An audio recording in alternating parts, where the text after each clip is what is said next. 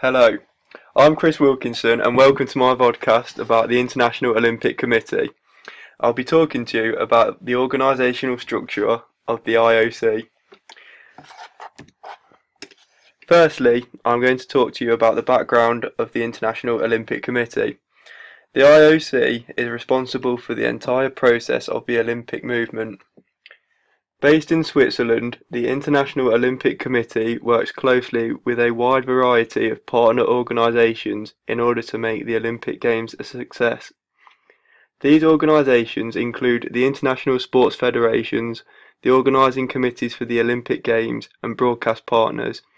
The IOC also has a series of aims that it seeks to follow. These are to lead the fight against doping in sport, to cooperate with the competent public or private organisations to place sport at the service of humanity and thereby to promote peace, and to encourage and support the development of sport for all.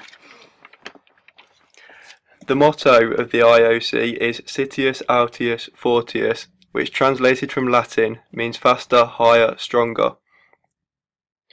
I'm now going to talk to you about the organisational structure of the IOC.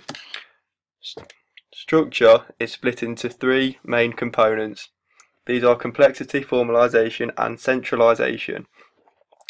Complexity is also split into three sections, which are horizontal, vertical and spatial differentiation, and is all about the layers of the organisation. Horizontal differentiation has two different sections, which are specialisation and departmentalisation. Specialisation is where work or jobs are divided into smaller and more simple tasks. Departmentalisation in the International Olympic Committee is where the organisation as a whole is split into sections depending on the service that they provide. For example, the IOC have implemented departmentalisation by creating a number of departments including finance and administration, sports and television, and marketing services. The next component of complexity is vertical differentiation. Fox 2006 defines vertical differentiation as the depth of an organisation's structure and that it increases as the number of hierarchical levels in the organisation increases. In the International Olympic Committee, President Thomas Bach is at the top of the organisation, along with 10 board members and 4 vice presidents. The organisation then filters down to department managers. Now on to the next component of complexity, which is spatial differentiation. Spatial differentiation refers to the geographical structure of an organisation. As mentioned earlier, the IOC is based in Switzerland, which means that it is in close proximity to the rest of Europe. As an international organisation, the IOC works very closely with host cities of the Olympic Games. This shows that the IOC is very spatially differentiated because a lot of the operations that they carry out are aimed at a number of countries all over the world. I'm now going to talk to you about formalisation, the next component of organisational structure. Formalisation in the International Olympic Committee refers to the policies, procedures, rules and regulations that the organisation sets out to adhere to. In terms of the formalisation of the International Olympic Committee, they have released an Olympic Charter which details everything regarding their rules and regulations and what they seek to carry out.